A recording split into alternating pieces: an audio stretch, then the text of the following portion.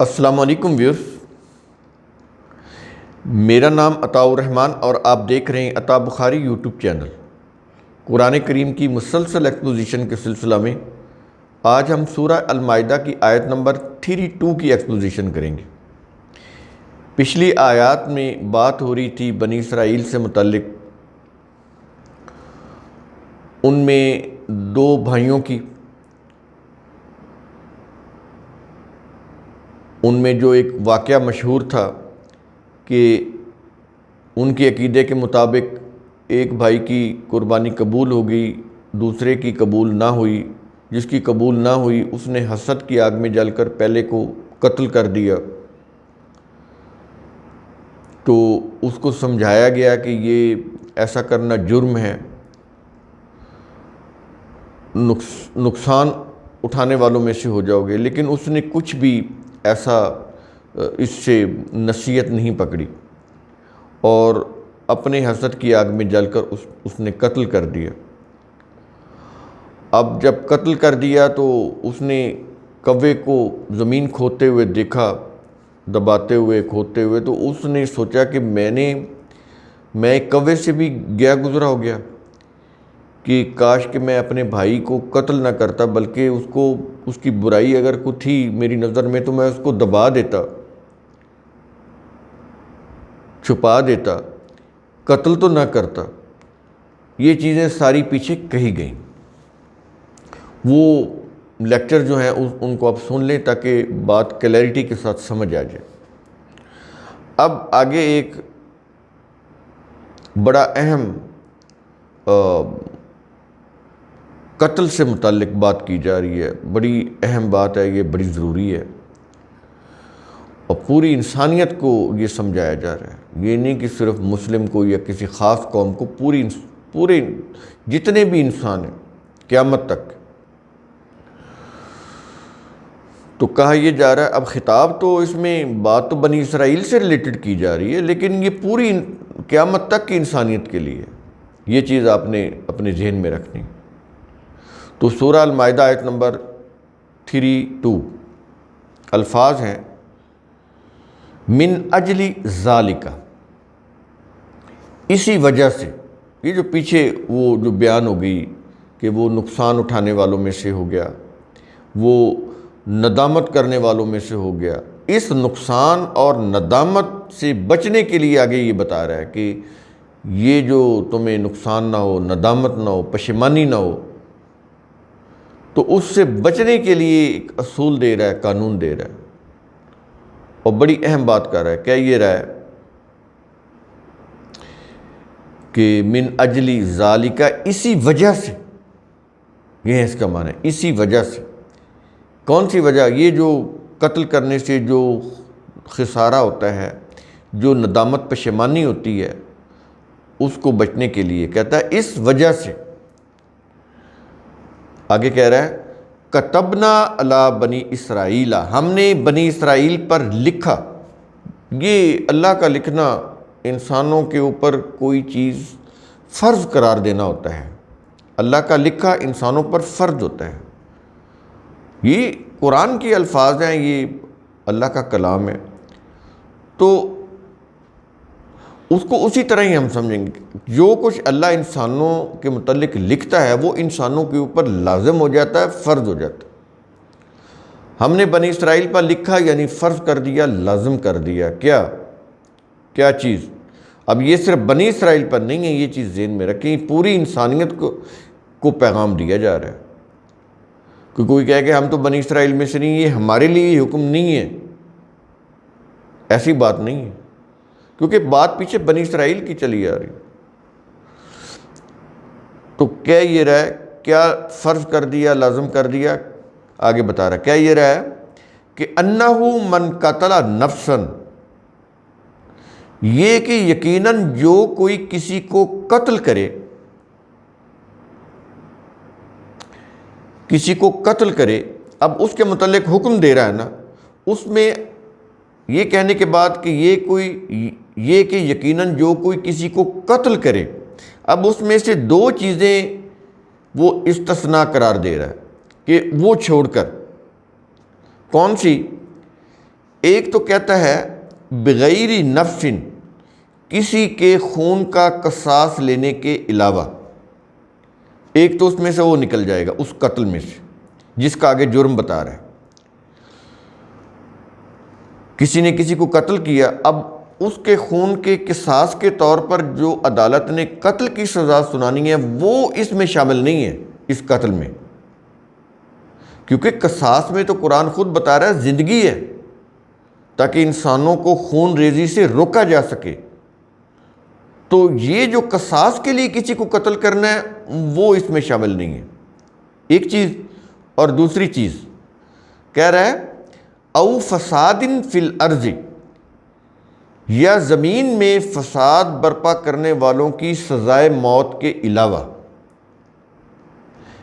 قتل کا جو جرم ہے اس میں یہ دو چیزیں نکال دی جائیں گی، ایک تو کسی قتل کا قصاص لینا، ایک تو وہ بھی شامل نہیں اس میں، کیونکہ اس سے زندگی ملتی ہے، انسانوں کو خون ریزی سے باز رکھا جاتا ہے، ورنہ تو لوگ چیر پھاڑ دیں ایک دوسرے کو اپنے مفاد کے لیے، تو قصاص میں تو زندگی ہے۔ اور دوسرا یہ کہ جو کوئی فساد کرتا ہے زمین میں، اس فساد کرنے والے کو عدالت جو سزائے موت سناتی ہے، وہ جو سزائے موت ہے وہ بھی اس قتل سے ایگزمپٹ ہے، استثناء ہے، وہ اس میں شامل نہیں ہے۔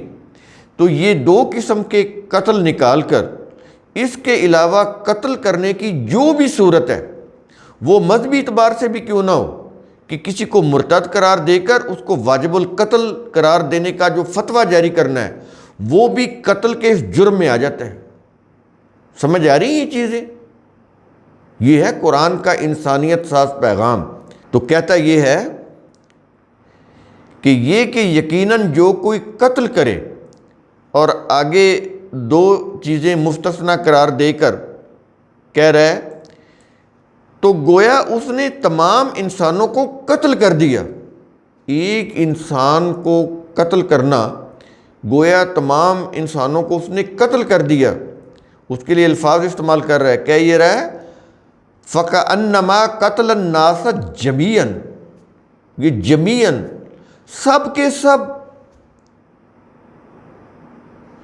تمام کے تمام انسان اس نے قتل کر دیے۔ ایک انسان کو قتل کرنا اتنا بڑا جرم ہے۔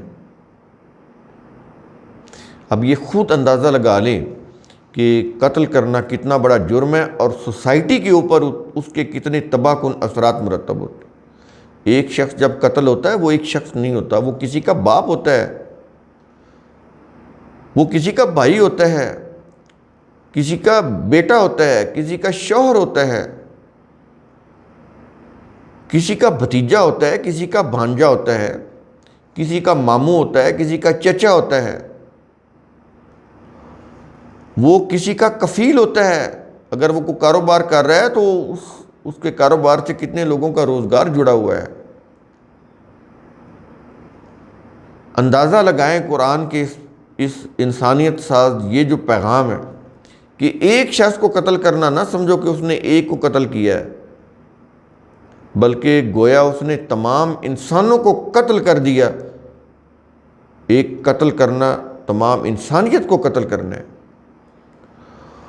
اور صرف اتنا ہی نہیں، پوری توازن سے بات کرتا ہے، کیا یہ رہا ہے وَمَنْ أَحْيَاهَا، اور جو کوئی اس ایک کو بچائے جس کو قتل کرنا تھا۔ وہ تو قتل کرنے پہ کے در پہ ہے نا، وہ جو قاتل ہے وہ تو منصوبہ بنا کے بیٹھا ہوا ہے، لیکن جو بچانے والے ہیں، یا وہ خود ہی اپنا ارادہ تبدیل کر دے قاتل اور اس کو بچا لے، یہ دونوں معنی ہو جائیں گے۔ کہتا ہے کہ جو کوئی اس ایک کو بچائے، تو اس ایک کو بچانا نہیں ہے، کیا ہے؟ کہتا ہے فَكَأَنَّمَا أَحْيَا النَّاسَ جَمِيعًا، تو گویا اس نے تمام انسانوں کو بچا لیا۔ پہلے کہا کہ ایک انسان کو قتل کرنا گویا تمام انسانوں کو قتل کرنا ہے، اور اب یہ کہہ رہے ہیں کہ ایک انسان کو بچانا گویا تمام انسانوں کو بچانا ہے۔ اس لیے میں نے کہا کہ پوری بیلنس سے بات کرتا ہے۔ قتل ہو تب بھی، بچانا ہو تب بھی، یہ صورت ہے۔ یہ چیز، یہ اصول، ضابطہ، قانون دینے کے بعد اب دیکھیں قرآن کریم کیا کہہ رہا ہے۔ کیا یہ رہا ہے؟ وَلَقَدْ جَاءَتْهُمْ رُسُلُنَا، اور یقیناً ہمارے رسول ان کے پاس آئے۔ اب تو نبوت کا سلسلہ ختم ہو گیا نا، آخری نبی محمد صلی اللہ علیہ وسلم، اس کے بعد کوئی نبی نہیں، کوئی وحی نہیں۔ تو اور یقیناً ہمارے رسول ان کے پاس آئے، کس حالت میں آئے، کیا لے کر آئے، آگے بتا رہا ہے۔ کیا یہ رہا ہے؟ بالبینات، ایک لفظ ہے بالبینات، واضح دلائل و احکام کے ساتھ ہے۔ نبی آتا ہے تو کتاب لے کر آتا ہے، بغیر کتاب کے نہیں آتا، اللہ کے واضح دلائل اور احکام لے کر آتا ہے، ود بک آتا ہے، وداؤٹ بک نہیں کہ جو کہے تو وہ اللہ کا حکم ہو جائے گا، ایسا نہیں ہے۔ اس کی دلیل لے کر آتا ہے کہ یہ ہے اللہ کی کتاب، یہ اس کے احکام ہیں، اور احکام بھی واضح، یہاں پر بینات ہے، بینات ہوتا ہے واضح دلائل، واضح احکام۔ تو واضح دلائل اور احکام کے ساتھ رسول آئے، ظاہر ہے وہ ماضی میں آئے اپنی اپنی اقوام کی طرف۔ پھر کہتا ہے کہ اس کے باوجود اب ہونا تو یہ چاہیے تھا نا کہ رسول آئے تو وہ ان کی بات کو مانتے، جو کچھ ان کو احکام دیے گئے تھے، جو واضح دلائل دیے گئے تھے، اس کی روح سے اپنی زندگی کا نظام بناتے، اپنے اخلاق کو سنوارتے، اپنی کردار سازی کرتے۔ وہ نہیں کی انہوں نے، میجورٹی کی بات کر رہے ہیں نا، چند لوگ آئے لیکن میجورٹی تو نہیں آئی۔ تو اب آگے کہہ رہا ہے، کیا یہ رہا ہے کہ ثم ان کثیرا منہم، پھر بھی بلا شبہ ان میں سے اکثریت کا یہ حال ہے، میجورٹی کا یہ حال ہے۔ کیا میجورٹی کا کیا حال ہے؟ آگے بتا رہے ہیں۔ حال یہ ہے، اور کب ہے، کس وقت ہے؟ کہتا ہے بعد ذالک، اس وحی کے واضح دلائل و احکام کے بعد بھی، اس وحی اور احکام کے واضح دلائل کے باوجود، آنے کے باوجود بھی ان کا یہ حال ہے۔ کیا حال ہے؟ کہتا ہے فی الارض لمسفرون، وہ زمین یعنی ملک میں حد سے نکل جانے والے ہیں۔ جو اللہ نے حدود قیود مقرر کی ہیں انسانوں کے لیے، اس میں سب سے بڑی حد یہ ہے کہ انسانوں کی رسپیکٹ کی جائے، احترام کیا جائے۔ ہیومن رسپیکٹ، اس حد سے نکلنا، انسانوں کے ساتھ احترام کا معاملہ نہ کرنا، ایک دوسرے کی رسپیکٹ نہ کرنا، اور پھر اس سے آگے نکل کر ان سے کسی سے حسد کرنا، کسی کو قتل کرنا، یہ ہے حد سے نکلنا، کہ وہ حد سے نکل گئے۔ یہ لمسرفون، یہ اسی سے اسراف بھی یہ ہوتا ہے، حد سے نکل کر وہ کرنے لگ جائیں۔ آپ مثلا اخراجات حد سے نکلنے لگ جائیں تو ہم یہ کہیں گے کہ یہ اسراف کرتا ہے، فضول خرچی کرتا ہے۔ وہ فضول خرچی اسی لیے آتا ہے کیونکہ جتنی خرچ کرنا چاہیے اتنا نہیں کر رہا، اس سے زیادہ کر رہا ہے جس کی ضرورت ہی نہیں۔ تو یہاں پر بیسیکلی اس کے معنی ہوتا ہے حد سے نکلنا، حد سے نکلنے والے۔